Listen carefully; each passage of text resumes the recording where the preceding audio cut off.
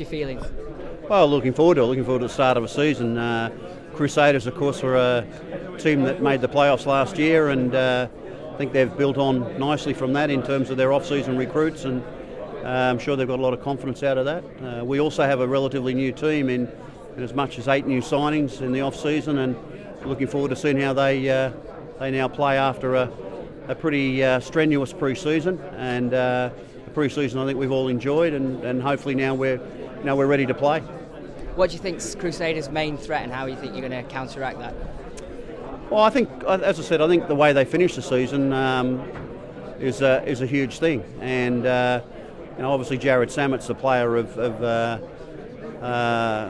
pretty much. I think he's a great recruit from last year, and I think he's a player that they look forward to getting him to create things sometimes out of nothing, seemingly nothing on, and all of a sudden he's got an opportunity to split you open, or put a little kick through, or throw a magic pass or something. And but I think they've got a really hard-working forward pack, and they often pave the way for the halves to be able to play well. So I think if you spend too much time worrying about one player, you always lose focus on someone else that jumps out and gets you. So really it's more a team sort of thing, and we've just got to make sure we go through the process of controlling them the way we want them to, the way we want to play, and perhaps ask them to play the way that they don't want to play, and maybe we can come out on top. And obviously you start with that game against Salford. It's important you get off to a winning start, isn't it?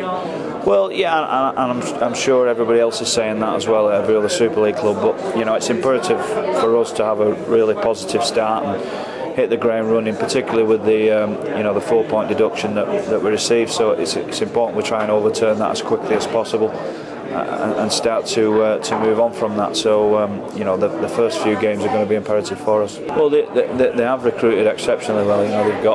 They've bought some very established Super League players from good clubs that have played at a very high level, and they're going to add individual qualities within the group. So we're going to have to be fully aware of those players coming in and knowing exactly what they're going to do. And they're difficult to coach against because they've not played together. So we're certainly having a raw focus on ourselves and trying to be as fluid as possible in game one, and try and work on our things rather than their weaknesses. So that'll be for later on in the year. Yeah, it's a big game for us. We've obviously got Salford who have gone out and bought a lot of players, so they'll be expecting a big performance from their new signings. So, but we've trained really well.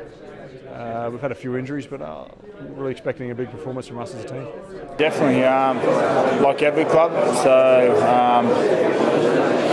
more important for us, we need to get out there and get the 2 points, even if it's ugly, and move on and look ahead to St Helens the week after as well. Crusaders, obviously, they're a club that have undergone a lot of changes during the off-season. Bit of an unknown quantity. What do you expect to see from Crusaders? Yeah, they'll be good. They've got a new coach, new players.